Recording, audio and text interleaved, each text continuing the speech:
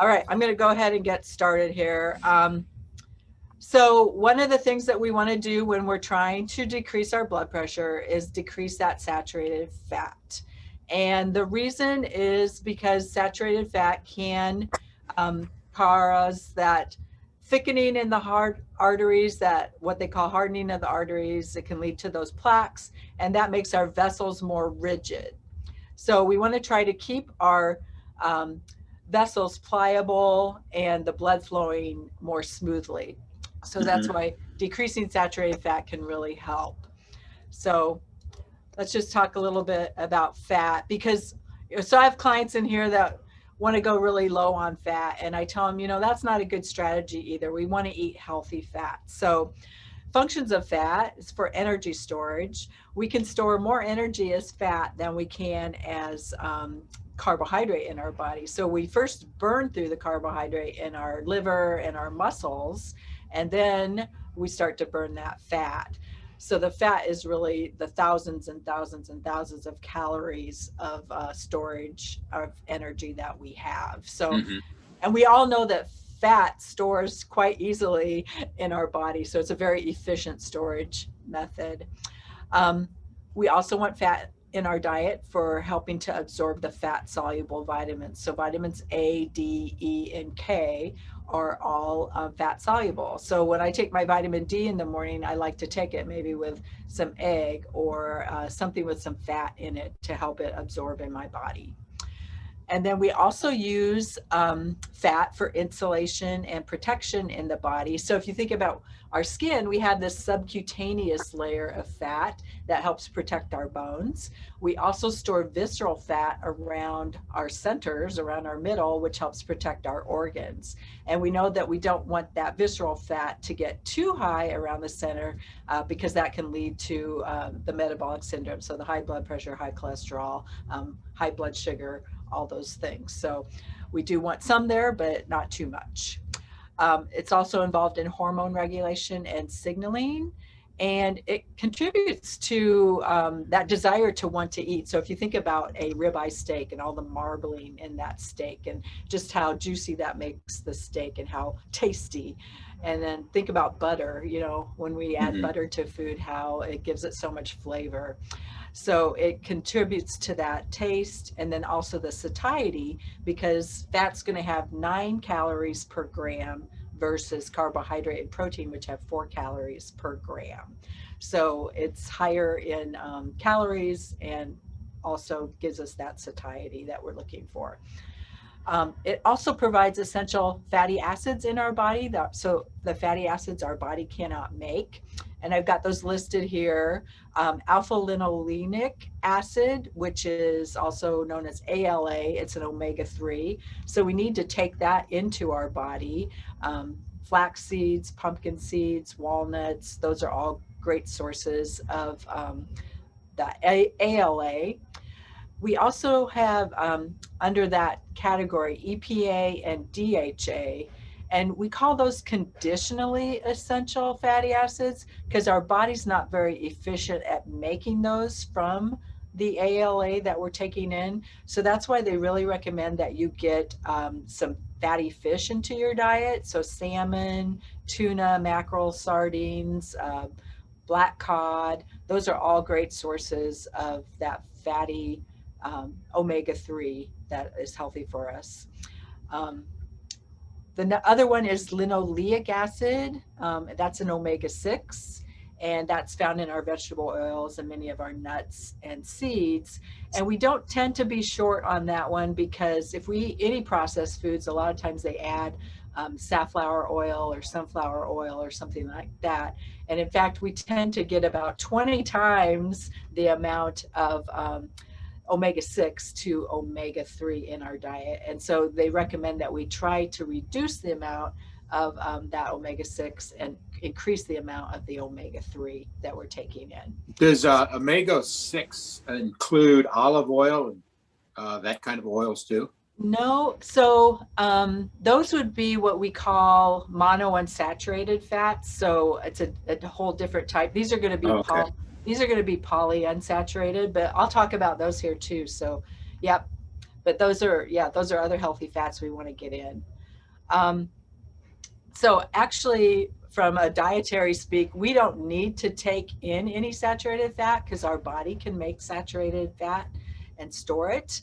Um, but there are a lot of healthy foods that contain saturated fat. So we just want to be moderate with those foods. So our eggs, our milk and dairy products, cheeses, and then lean meats, and just trying to keep that amount of saturated fat that we're taking into a healthy level. So I'll flip the page here. Fat and high blood pressure. So we know that high saturated fat foods have been linked with increased blood viscosity. So what that means is thicker blood. And we don't want thicker blood. We want our blood to flow freely. That's why a lot of people get put on blood thinners and that type of thing. So because thicker blood can lead to heart disease and stroke. So we want to try to keep that saturated fat amount down, so that keeps that blood thinner as well. Mm. Um, we also know that as we take more saturated fat in, that raises that LDL, that lousy cholesterol, and that leads to those plaques, makes the vessels more rigid, and that also contributes to higher blood pressure. So we want to watch that as well. And there has been a gene variant that's been recently identified. Um, it's called the RS4343 gene, and it's the GG variant. If you happen to have this gene variant, we know that fat affects you differently, the dietary fat that you're taking in, and it will contribute to a higher blood pressure. So the recommendation for people with that RS4343 gene variant, GG, is that they take in no more than 27% of their total calories as fat and no more than 7% as saturated fat. So I think a lot of us are learning more and more about the genes. It's getting cheaper to have those tests, and at some point it might be fairly standard to have those gene variant tests, especially if there's a higher risk of heart disease in your family. So food sources of saturated fat are meats, eggs, dairy, lard, and just think about when you're eating out too. Like if you go to a Mexican restaurant, some of them still standardly use lard when they're cooking. So if you're having refried beans or something like that, it might be loaded up with lard. Mhm. Butter, of course. And then I put on here coconut oil and palm kernel oil. Those are plant sources of saturated fat. So they might act a little differently in our body, but we still know at this point in time that they raise our LDL or our lousy cholesterol. So that's why I caution people with treating those as healthy fats. And then dressings, anything you're adding as like a salad dressing, those can be pretty laden with fat as well. So you just want to kind of watch those too. So our healthier fat choices, those are going to be those monounsaturated fats. So the olives, the olive oil, the avocados, nuts and seeds, a lot of those that you would find on the Mediterranean diet, they eat a high amount of monounsaturated fat on the Mediterranean diet. And then also our polyunsaturated omega-3s, and I mentioned some of these. We want to try to get some of those in to increase that ALA that we're taking in, that essential acid. And so it's flaxseed, chia seed, hemp seed, and those are great things. You can add just a tablespoon to your cereal in the morning and increase those easily. You can also add walnuts. Those are a great source of those omega-3s, and fatty fish, again, such as the ones I mentioned. Mhm. And then just a word on trans fats. We hear about trans fats a lot. They're a different type of fat. Um, it's actually considered the worst fat that you can take in, the trans fat. It's actually going to raise your LDL, your lousy cholesterol, and decrease your HDL, so your healthy cholesterol. So it's a kind of a double whammy there. Um, so most of the trans fat, there is some naturally occurring in meat, and it's a small amount. But most of the trans fat that we're taking in is from our processed foods. So what they've done is they've created this process called hydrogenation. They add hydrogen atoms to a liquid fat, so an oil, and they hydrogenate it. And the reason they do this is because it's more shelf stable. They're going to want to keep their products on the shelf longer. So that's why we came up with this process of hydrogenation. But unfortunately, eating those hydrogenated foods is not healthy for us. And I've got a list here over on the right side. So a lot of baked goods, cakes, cookies, pies, if you're buying any of that stuff off the shelf, shortening, microwave popcorn, your frozen pizza, some of those refrigerated doughs, the biscuits, fried foods, French fries, donuts, fried chicken. One surprising that a lot of people are surprised by is the non-dairy creamers, the powdered creamers. Those have a lot of Hmm. hydrogenated fat in them as well, and then stick margarine. So if you're looking at this ingredient list here on this side, to be really savvy and know if there's hydrogenated fat in your food, trans fat, you would have to look on the label and read hydrogenated or partially hydrogenated oil. So like it could be soybean oil or safflower oil or whatever type of oil that they're using. If it says hydrogenated or partially hydrogenated, that means that that food item contains trans fat. So you want to be very careful with that. And their manufacturers are sneaky. They have, by law, they can include up to 0.5 grams of trans fat in a serving, and call it zero trans fats on the actual label. So they could be up to 0.499 whatever grams of trans fat in a serving and still label it as zero. And they've got sneaky because they've reduced their portion sizes too, so that it fits into that zero trans fat label. So that's the guidance that they're giving, and then they can sneak in that trans fat. And if you ate a couple servings of that food, you would probably get in more trans fat than what we would want you to have for the day. So just be aware of that, and always read the label if you're uncertain on a processed food and looking for hydrogenated or partially hydrogenated. I think that's all I have for the saturated fat. Do you have any questions on the Yeah, presentation here? yeah. The list over here then is really, the things to stay away from. And I suppose you could add a lot more stuff, Yeah, potato chips and all that.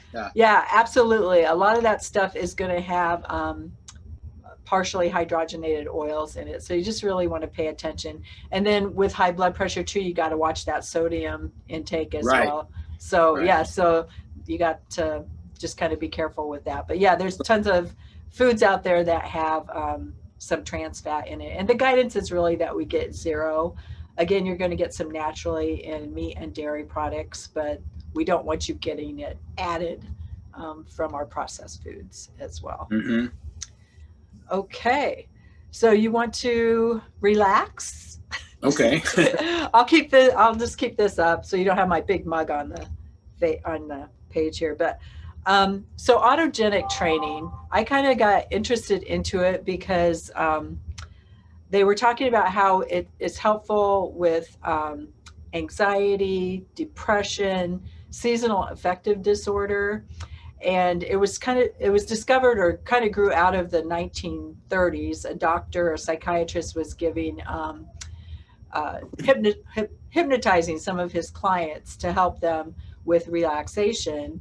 And the thing that they described was that they felt very warm and very heavy when they went through a hypnosis session. So he wanted to try to recreate that feeling without putting people into hypnosis. So they found a lot of health benefits from doing autogenic training.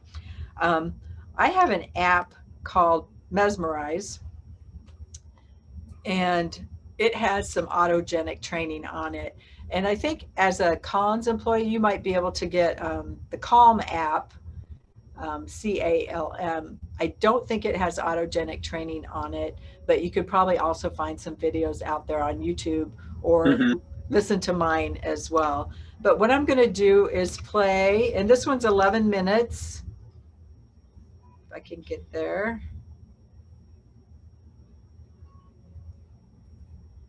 An autogenic training session. And there's several out here on this Mesmerize app, and a lot of them are 25 minutes long.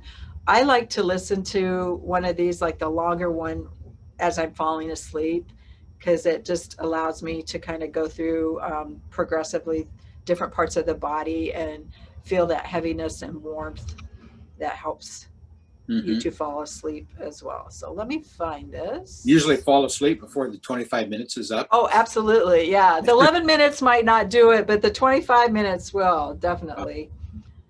Okay. So I'm going to turn this on and you can let me know if you can hear it. Okay. Okay. Come to rest in a comfortable position, one where you are fully supported and able to relax.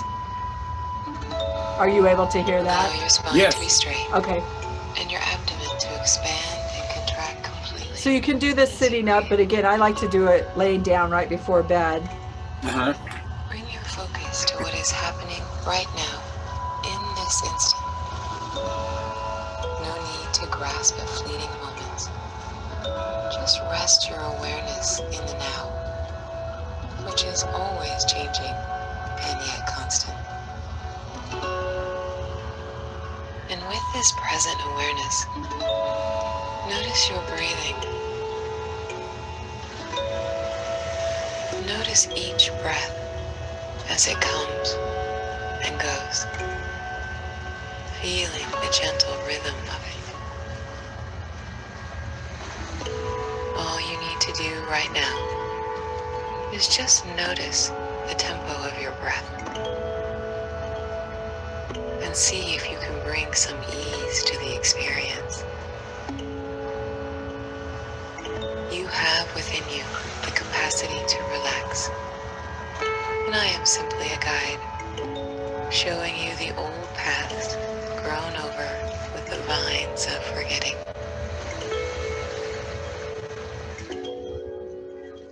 Begin to slow and elongate your exhalations. Try to keep the breath even.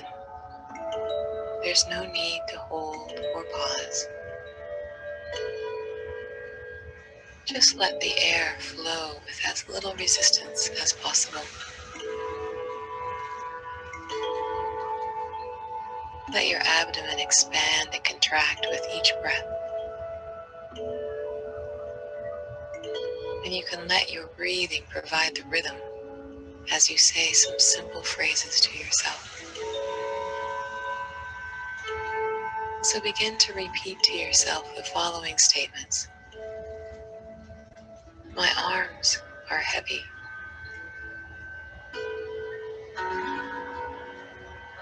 My arms are heavy.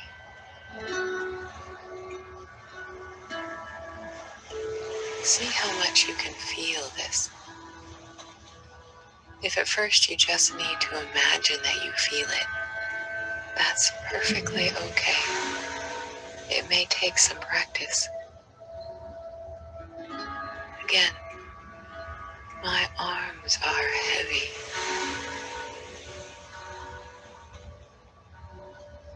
My arms are heavy.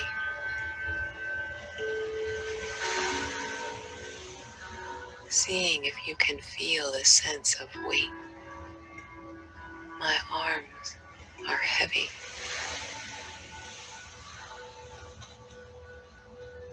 And now moving on, repeating to yourself, I am completely at peace. Seeing if you can feel peace wash over you.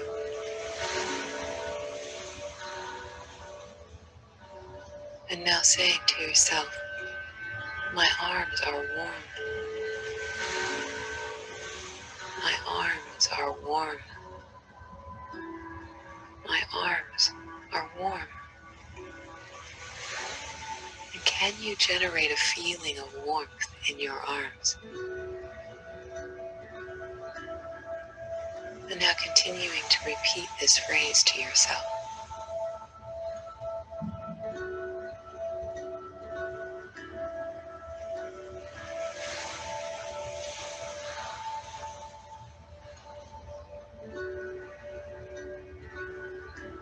And now seeing if you can feel these words as you run them through your mind silently. I am completely at peace.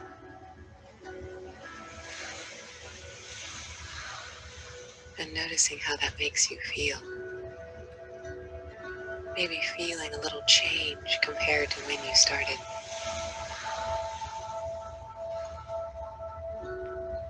And now letting these words resonate.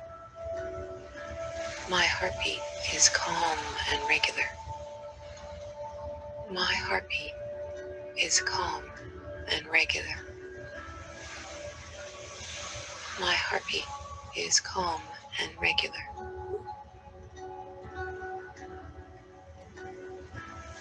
Continuing to repeat this phrase to yourself a few more times, seeing if you can feel it, and if not, how intensely can you imagine it?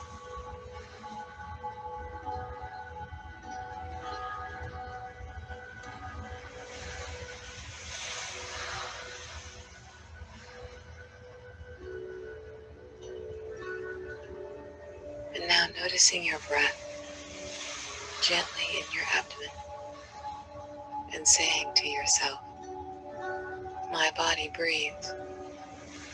It breathes for me. My body breathes and it breathes for me. My body breathes and it breathes for me. Seeing if you can feel like the breath is happening on its own.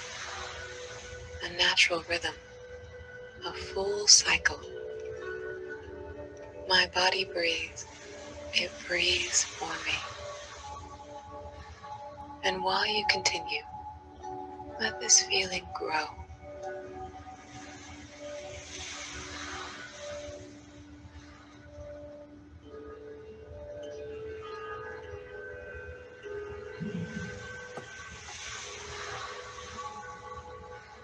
And again, saying to yourself, I am completely at peace.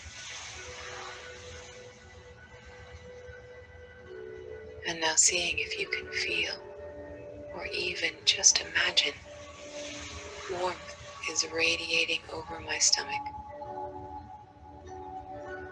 Warmth is radiating over my stomach.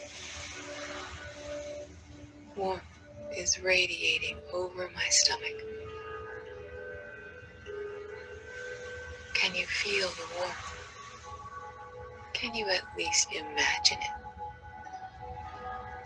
Warmth is radiating over my stomach. Warmth is radiating over my stomach. Warmth is radiating over my stomach.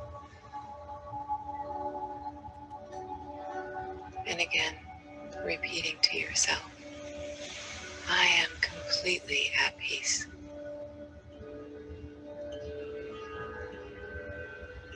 And now noticing your forehead and imagining a sense of coolness, maybe even feeling it, and repeating to yourself, my forehead is slightly cool and refreshed.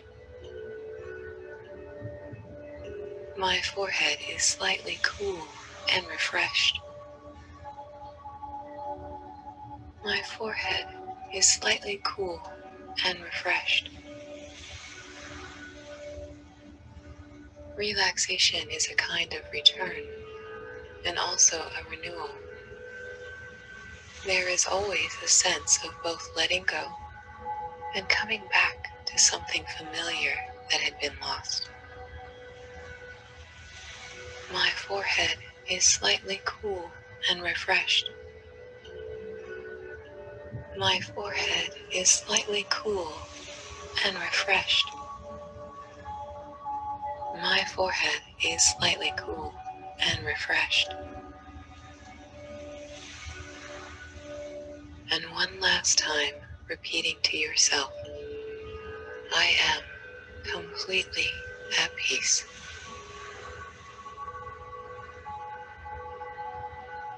And now letting the following phrases resonate within you. May I be well.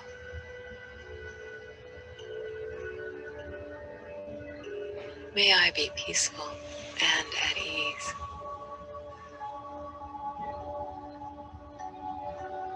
May I be free from suffering.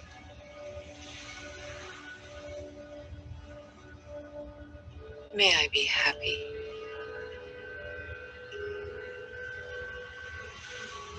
May I be well.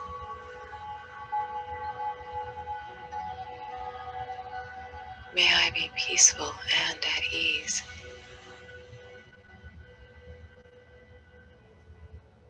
May I be free from suffering.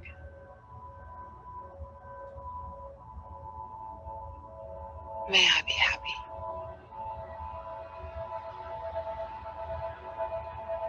And you can continue to relax, allowing this restful state to deepen into sleep. Or if you're returning to waking consciousness, you can make the intention to bring a little of this peace with you into your day. Maybe feeling a sense of revitalization, maybe a little more presence, or perhaps some gratitude for this time of rest, knowing that these will aid you in your day.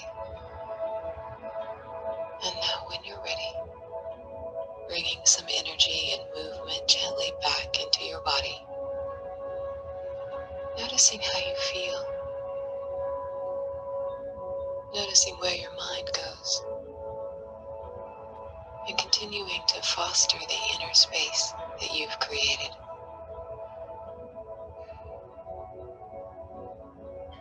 Thank you for your practice. Be well.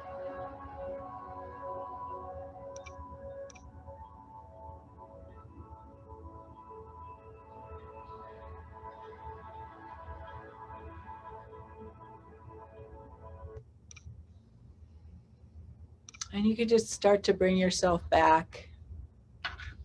And maybe just notice how you feel. Maybe give yourself a little biofeedback, see if you notice anything different.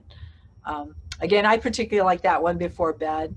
But I think the one thing that a lot of people with high blood pressure that we're missing is getting that relaxation in, because we tend to be go-getters. So we tend to work out hard and work hard, and we don't necessarily take that time to relax. And it's really easy to spend, your free time doing dishes or work at the house or going for a walk or doing something different that needs to be done instead of just taking that time to relax. So yeah, I think that's very common.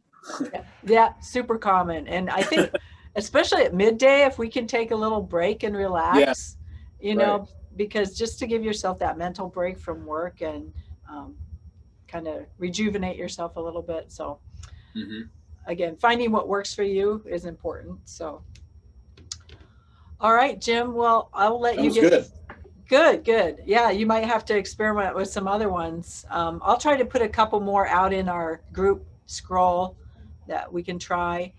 And yeah, you can always probably find some on YouTube as well. Or if you want that Mesmerize app, I think it was around $45 for the year, something like that. So I get a lot of benefit from that. There's music, sleep stories,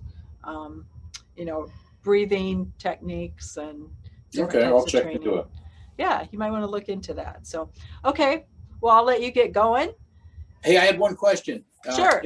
If the people, when you do have class at 11:30, where is that held at the rec center? It's in the fitness classroom. Yep. So where we do like our yoga, and it's the back by the weight area, that back room. Yeah. Okay. We do hear some of the weights being dropped and such, so it's not completely quiet, but it works pretty well. So Okay. yeah. All right. Well, great. I'm going to try to get over to the next one. Super, super. We might do some transcendental meditation. I might change it up a little bit on Monday. And then nitrates, I think that's going to be an important topic. I think that might be Thursday next week, but there's some good evidence for getting some nitrates in the diet as far as lowering blood pressure. So, Okay. Okay. Okay. Well, Well, thank you, Sandy. I yep. appreciate it. Yep. Good to see you. Take care. Okay. Yep.